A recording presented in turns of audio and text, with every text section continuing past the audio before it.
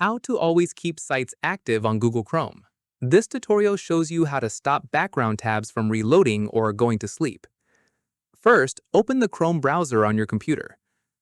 After that, click on the three dots menu at the top right. From there, click on Settings. At this point, click on Performance from the left side menu.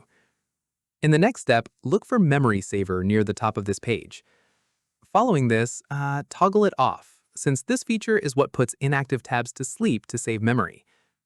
Once done, scroll down and check if there's an option labeled Always Keep These Sites Active. From here, click on Add if this option is available. At this stage, type in the specific website addresses you want excluded from ever sleeping in the background. Keep in mind, turning off Memory Saver entirely keeps all tabs active, but it also means Chrome will use more RAM overall, so only add specific sites if you'd rather keep the feature on generally.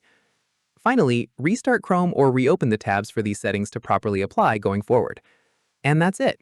If this guide helped you keep sites active on Google Chrome, give it a like, subscribe for more Windows tutorials, and tap the bell icon for updates. See you in the next one.